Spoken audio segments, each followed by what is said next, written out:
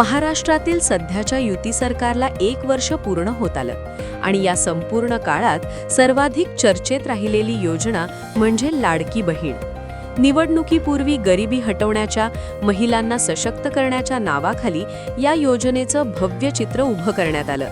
मोठ्या सामाजिक परिवर्तनाची हमी देत ही योजना लोकांसमोर आणली गेली. मात्र प्रत्यक्ष अंमलबजावणीत वर्षभर समोर आलेल्या बातम्या वेगळंच वास्तव दाखवत राहिल्या. कधी हप्ते उशिरा मिळाले, कधी पैसे येणार का याचीच अनिश्चितता निर्माण झाली, कधी तिजोरीत निधी नसल्याच्या कारणांचा पाढा वाचला, तर कधी सुरुवातीला पात्र मानलेल्या अनेक महिलांना अचानक अपात्र ठरवण्याच्या नोटिसा देण्यात आल्या. विधानसभेतही ज्वलंत प्रश्नांची भराडी आहे. शेतकरी आत्महत्या, रोजगाराची कंचाणी, महागाई, आरोग्य सेवा, शिक्षणातील बिघाड या गंभीर विषयांवर सखोल चर्चा व्हावी अशी अपेक्षा असताना बहुतेक वेळ लाडकी बहीण योजनेवरच वादविवाद सुरू राहिले. किती पैसे कधी मिळणार, कोण पात्र आणि कोण अपात्र या प्रश्नांचाच गाजावाजा अधिक होत राहिला. हळूहळू एक वास्तव स्पष्ट दिसू लागलं.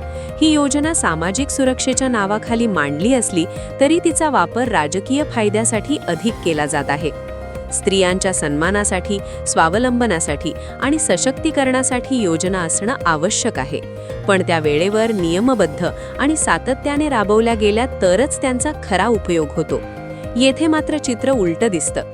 निवडणूक जवळ आली की आश्वासनांची उधळण होते, मतदान संपलं की अंमलबजावणीत गोंधळ निर्माण होतो आणि नंतर पात्र अपात्रतेचे नवे खेळ सुरू होतात. एकंदरीत पाहता लाडकी बहीण ही योजना महिलांच्या उत्थानासाठी नसून सरकारच्या राजकीय फायद्याच्या दोरीसारखी वापरली जात आहे असं जास्त जाणवतं. आज खरा प्रश्न हा नाही की काहींना पैसे मिळाले आणि काहींना नाही.